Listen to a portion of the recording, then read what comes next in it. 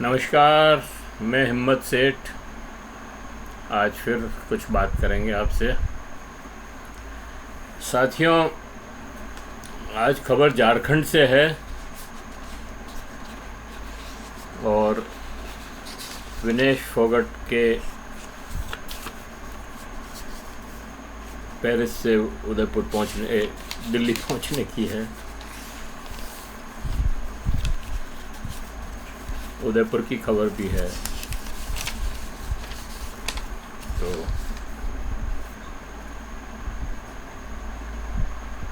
सबसे पहले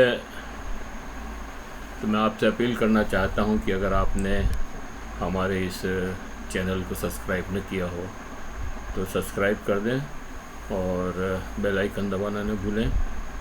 वीडियो अच्छे लग रहे हो तो लाइक करें, फॉरवर्ड करें, मैसेज करें, शेयर करें और कमेंट बॉक्स में जा कर के कमेंट लिखें और सुझाव दें। आपके सुझाव और कमेंट हमें और बेहतर करने की ओर अग्रसर करेंगे। तो आज बात करेंगे झारखंड की। झारखंड में अभी महीने भर पहले जब या 1.5 महीना हुआ होगा जब हेमंत सोरेन जेल से छूट के आए तो वापस चीफ मिनिस्टर बने और चंपई सोरेन ने उस समय बड़े इत्मीनान से, आराम से इस्तीफ़ा दिया। हालांकि पता नहीं उनको देना चाहिए था या नहीं चाहिए था, या वो चाहते थे या नहीं चाहते थे, वो एक अलग बात है, लेकिन उन्होंने इस्तीफ़ा दिया। लेकिन अब आज वो ये कह रहे हैं कि मेरे साथ बड़ा धोखा हुआ और मेरे सम्मान को ठेस पहुंची और मेरा यूं अपमान किया गया और पता नहीं क्या क्या। और उनके साथ 5-6 विधायक भी हैं जिन्होंने भाजपा में जाना तय कर लिया है। करीब करीब अभी तक ये नहीं कहा है कि हम भाजपा में जाएंगे, नया रास्ता चुन रहे हैं, लेकिन वो भाजपा में जाएंगे और आज दिल्ली पहुंचे हैं। तो इसमें जो ख़ास बात है वो ये है कि हमें ये लगता है कि चंपई सोरेन अपने पाँव पे स्वयं कुल्हाड़ी मार रहे हैं। उनका भाजपा में जाना उनके लिए कोई बहुत अच्छी खबर नहीं है, दुर्भाग्य की बात है और उनका इससे पतन ही होगा। क्योंकि उनको इस बात पे विचार करना चाहिए कि जो लोग भाजपा में गए और अभी तो भाजपा बहुत संकट में है, तो ऐसे में चंपई सोरेन का क्या होगा। चंपई सोरेन भी सीता सोरेन बन के रह जाएगी। सीता सोरेन को भी भाजपा वाले इसी तरह से ले गए थे धूम धड़ाके से और चुनाव लड़वाया और हरवा दिया। तो चंपई सोरेन की भी स्थिति यही होनी है अगर वो, क्योंकि उनको ये सोचना चाहिए कि किन परिस्थितियों में उनको सत्ता सौंपी गई। अगर वो परिस्थितियां पैदा नहीं होती तो क्या वो मुख्यमंत्री बनते। सबसे बड़ा सवाल उनके सामने ये है सोचने का कि क्योंकि हेमंत सोरेन को जेल हो गई और उनको मतलब गिरफ्तारी होनी थी और इसलिए उन्होंने अपनी कुर्सी चंपई सोरेन पर पूरा विश्वास करके, और विश्वास इसलिए कि उनके पिताजी शिबू सोरेन के साथ चंपई सोरेन ने शुरू से इस पार्टी को जब से संगठित किया है उनके साथ थे का मतलब ये नहीं है कि वो बहुत बड़े लीडर हो गए। हाँ ठीक है, उनका कद बड़ा था, लेकिन वो शिबू सोरेन के पीछे ही खड़े थे। वो बॉर्न लीडर नहीं थे, मतलब जन्मजात नेता नहीं थे। जन्मजात नेता होते तो बात दूसरी होती, वो खुद अपना संगठन बना लेते और मुख्यमंत्री की दावेदारी करते या चुनाव जीत कर आते और मुख्यमंत्री की दावेदारी करते। यहाँ पर परिस्थितिवश उनको बनाया गया। अगर ये परिस्थितियाँ पैदा नहीं होती तो नहीं बनाते। और परिस्थिति जब ठीक हुई तो हेमंत सोरेन फिर से अपने उसमें आ गए और मुख्यमंत्री बन गए। अब अगर ये चंपई सोरेन भाजपा में जाते भी हैं तो इनका कोई विशेष प्रभाव वहाँ पर नहीं पड़ेगा। और भाजपा का एक तरीका है कि वो बहुत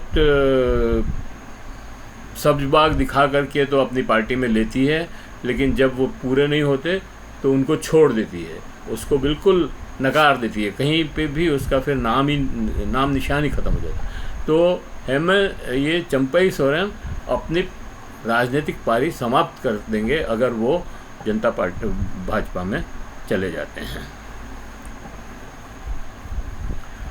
तो ये तो हुआ।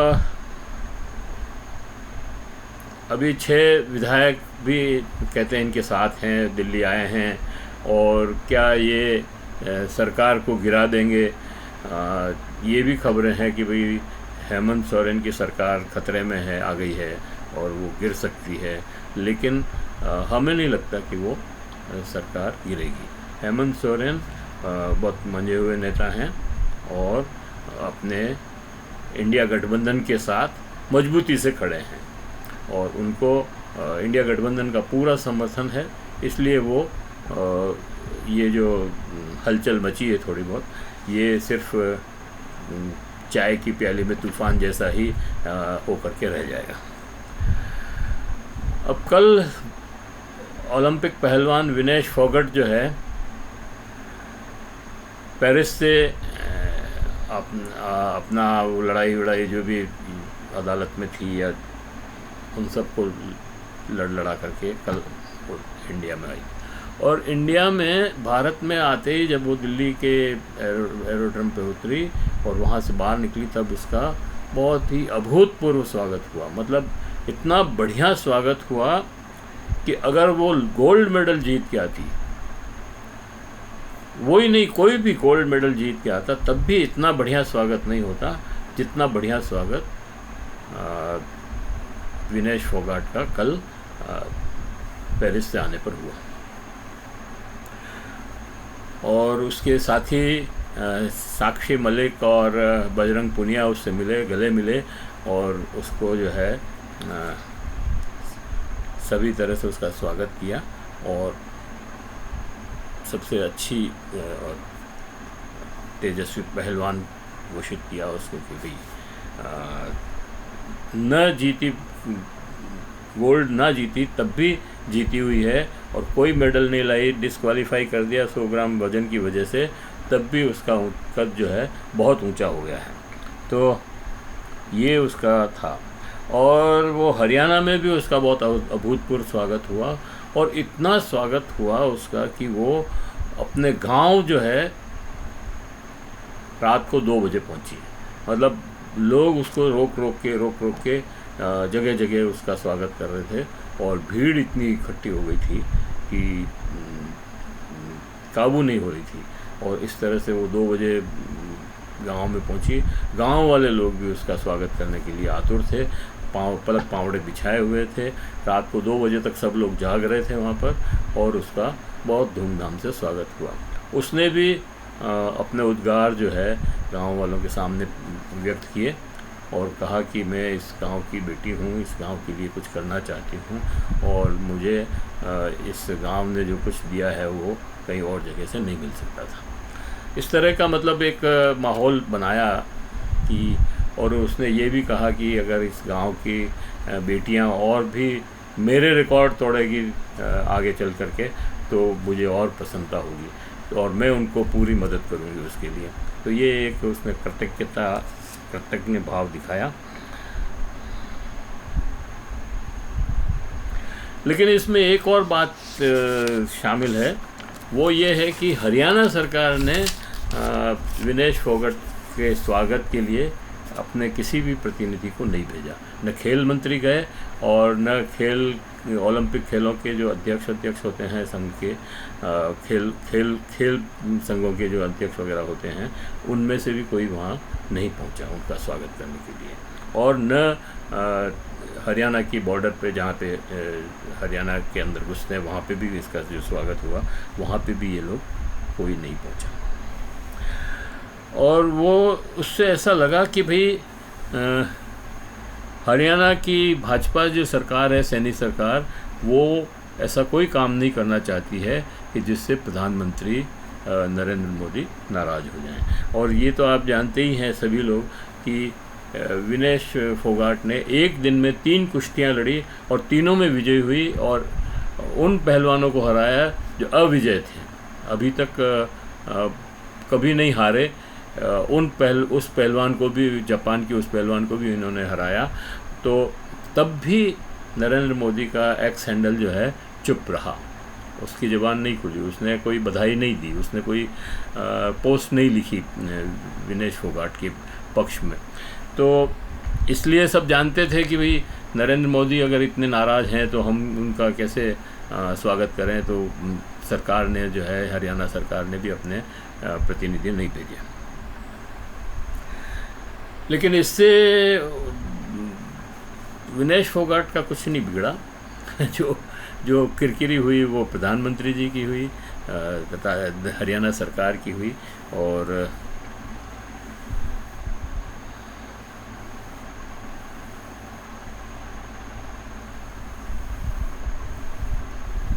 अब जो है मतलब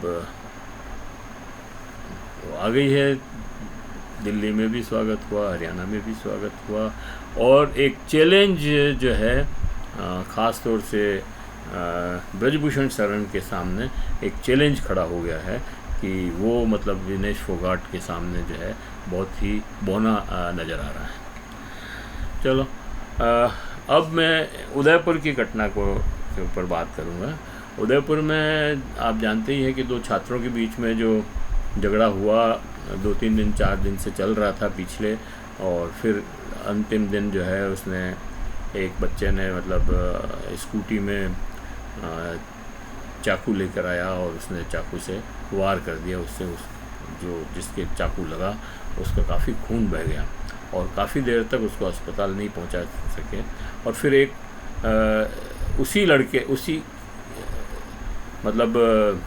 उस लड़के को मतलब हॉस्पिटल जो पहुंचाया वो भी एक विधर्मी था, मतलब हिंदू धर्म का नहीं था, वो भी इस्लाम धर्म का ही था, जिसने उसको स्कूटर पे बिठा करके और वहाँ पर पहुँचाया।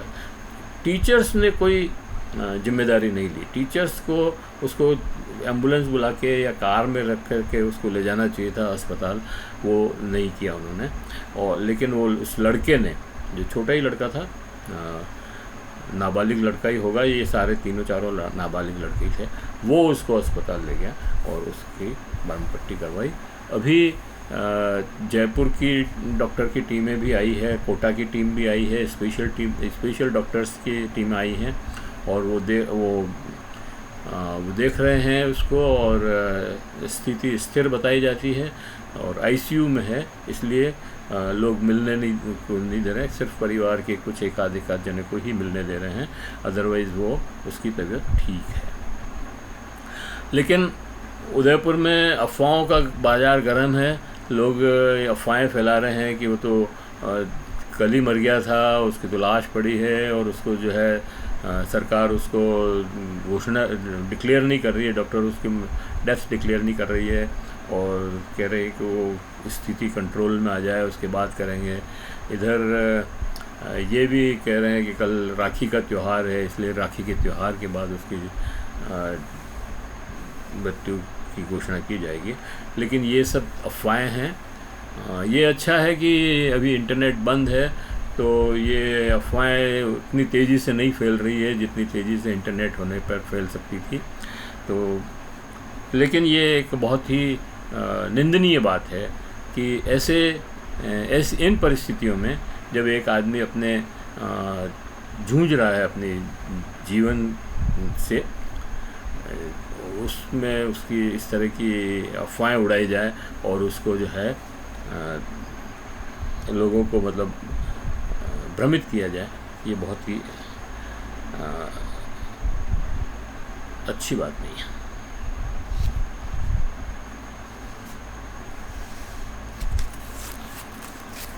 उदयपुर के मार्केट्स पूरी तरह खुले हुए थे आज कोई हड़बड़ी नहीं थी, सारे लोग अपना अपना काम कर रहे थे और चूँकि संडे था तो मार्केट कम ही खुले।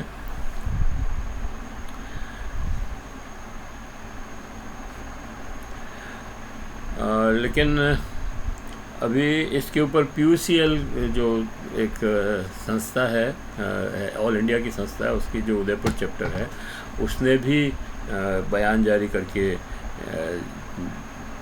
शांति की अपील की है और इस बात पर नाराज़गी प्रकट की कि प्रशासन ने बिना सोचे समझे बुलडोज़र चला दिया और मकान गिरा दिया। वो मकान दरअसल उस आरोपी का था ही नहीं, उस आरोपी परिवार का था ही नहीं। वो आरोपी परिवार वहाँ किराए पर रहता था, तो जिसका मकान गिराया वो उसने इनको किराए पे दे रखा था। तो किराए पे देने की इतनी बड़ी सज़ा कि उसका मकान गिरा दो आप, ये बहुत ही निंदनीय बात है। दूसरी बात ये है कि बिना तथ्यों की जानकारी लिए आपने कह तो दिया कि ये अवैध बना हुआ है और वन भूमि पर है, तो वन भूमि पर क्या ये अकेला मकान बना हुआ है? दीवान शाह की तो पूरी कॉलोनी है और 50 मकान उसी रो में उसी के साथ आगे आजू बाजू आगे पीछे बने हुए हैं, तो उनको तो नहीं गिराया। एक ही मकान कैसे गिरा सकते हो अगर आपने अवैध बने हुए हैं? अगर अवैध बने हुए हैं तो सारे मकान अवैध होंगे, तो सारे गिरने चाहिए। लेकिन नहीं, ये लोगों को भ्रमित करने के लिए और एक पर्टिकुलर लोगों को जो समाज कंटक लोग हैं उनके इशारे पर उनको चुप कराने के लिए ये मकान बुलडोज किया गया। बुलडोज मतलब ये तो तानाशाही है एक तरह की, और न्यायालय की और संविधान की और कानून की अनदेखी है। तो इसलिए PUCL ने भी इसका विरोध किया, हम भी विरोध करते हैं, और भी कई लोग जो वामपंथी संगठनों के लोग हैं उन्होंने भी अपना बयान जारी किया और इस बात पर उन्होंने भी खेद व्यक्त किया है कि ये नहीं होना चाहिए था। एक बात और जो है, जो समाज कंटक लोग हैं जिन्होंने कल आगजनी की, कई कारों को जला दिया, लोडिंग वाहन को जो है टेम्पो को जला दिया, तो ये किन्होंने जलाया? इनकी शिनाख्त होनी चाहिए और इनको सज़ा होनी चाहिए। प्रशासन का तो ये काम है कि जिन्होंने आगजनी की, जिन्होंने कारें जलाई, जिन्होंने टेम्पो जलाए, उन लोगों को पकड़ करके उनके ऊपर केस चलाया जाए, उनको न्यायालय से सज़ा दिलाई जाए और जेल भेजा जाए। नहीं तो ये समाज जो है इन समाज कंटकों से ही भरा रहेगा और वो हमेशा दादागिरी करते रहेंगे। तो ये निश्चित रूप से बहुत ही निंदनीय काम हुआ है कल। और हम उस घटना की जो चाकू मारा या उसकी हम कोई पैरवी नहीं कर रहे हैं, वो तो गलती था, लेकिन जिस तरह से उसका प्रतिकार कर रहे हैं या उसको बढ़ा चढ़ा करके बता रहे हैं और जो उसके आड़ में जो लोगों में भ्रम फैला रहे हैं और आतंक फैला रहे हैं, ये भी बहुत गलत है। हम इसकी भी निंदा करते हैं। तो ये वीडियो आज यहीं समाप्त करते हैं और आशा करते हैं कि आपको हमारे वीडियो पसंद आ रहे होंगे। पसंद आ रहे हैं तो आप लाइक करें और मैसेज करें, शेयर करें, फॉरवर्ड करें और कमेंट बॉक्स में जाकर कमेंट लिखें और सुझाव दें। आपके सुझाव हमें बेहतर करने के लिए अग्रसर करेंगे। मैं ये भी कहना चाहता हूँ कि अगर आपने हमारे चैनल को सब्सक्राइब न किया है तो सब्सक्राइब कर दें। सब्सक्राइब में कोई पैसा नहीं लगते। सब्सक्राइब करने का फ़ायदा ये है कि आपको हमारा जैसे ही ये बनेगा, नया वीडियो आएगा, आपको नोटिफिकेशन मिलेगा और आप सबसे पहले उसे देख सकेंगे। धन्यवाद। जय भारत, जय हिंद।